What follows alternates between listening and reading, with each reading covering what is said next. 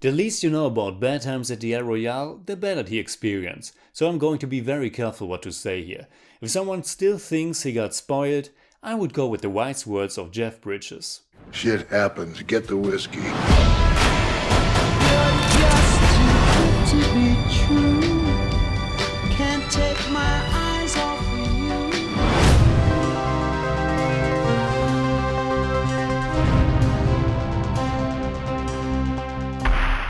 Servus Freunde, my name's Jimmy Cage and Bad Times at the El Royale isn't a movie that's easy to talk about, because A, I can't give away certain plot details, and B, I'm a little bit torn about the film and not yet completely sure where it falls for me.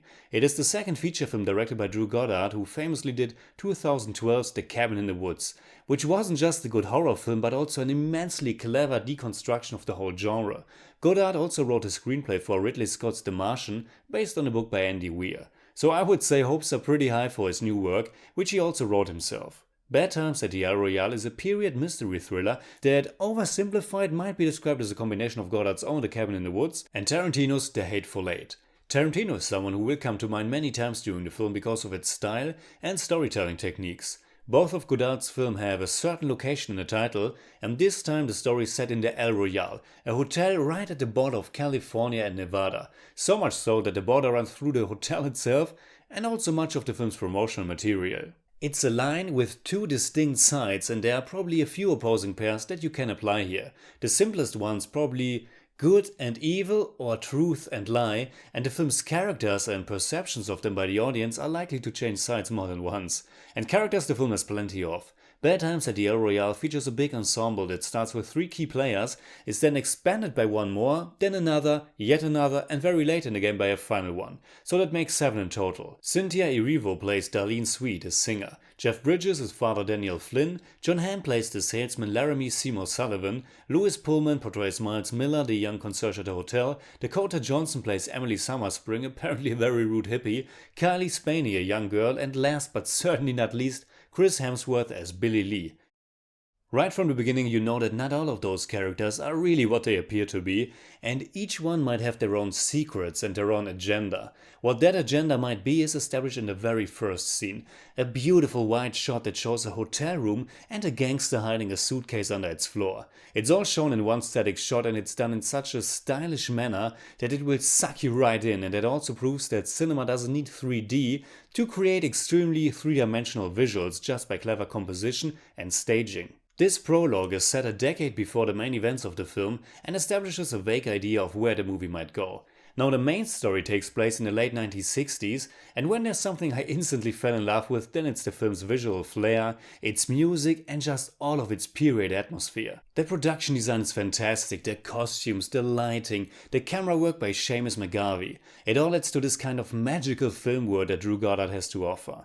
Bad Times at the El Royale is part film noir, part Technicolor dream, and all cinematic.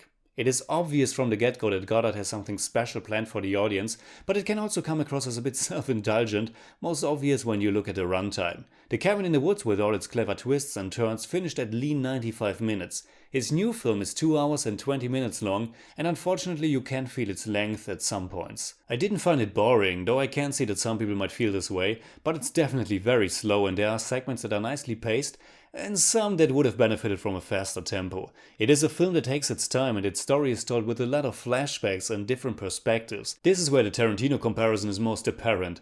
Not that he has invented this, but his mark on this way of storytelling can be felt very strongly. Bad Times at the El Royale is divided in overlapping chapters. There aren't chapter numbers, but instead we go from room 1, which focuses on that room's specific guest, to room 4 and so on. Important plot points are covered from different perspectives, and each time you learn something new that will reframe your perception of what's going on, as well as who those characters really are. In this regard, it's a very entertaining watch, especially because all the actors are really on point, with John Hamm giving probably my favorite performance of the film. For me, the best revelations happened in the first third, but the movie never stops trying to surprise the audience.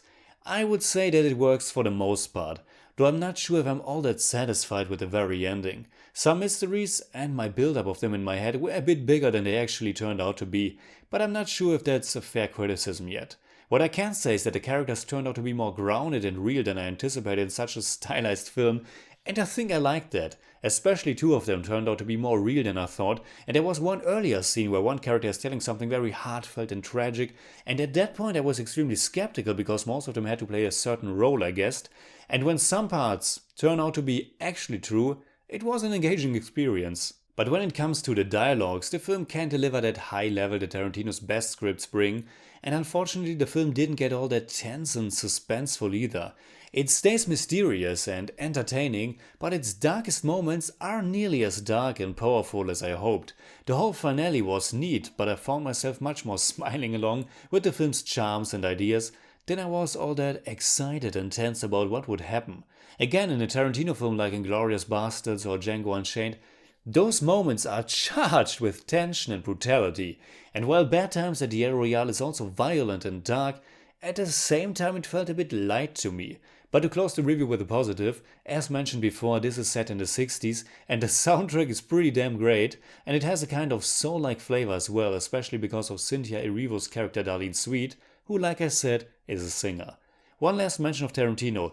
I did enjoy this film more than The Hateful Eight though, because that one's 3 hours were even more too self-indulgent for me. So in German I'd say, Drew Goddards zweiter Streich Bad Times at the El Royale spielt ebenfalls zur Genüge mit dem Genre, indem er seine verzwickte Geschichte entfaltet. Er ist aber auch wirklich lang geraten und könnte mehr Tempo und Spannung vertragen. Die erstklassige Atmosphäre, tolle Musik und charmanten Schauspieler gleichen das aber locker aus. I give Bad Times at the El Royale 7 out of 10. It's more like 7.4, but I don't do that.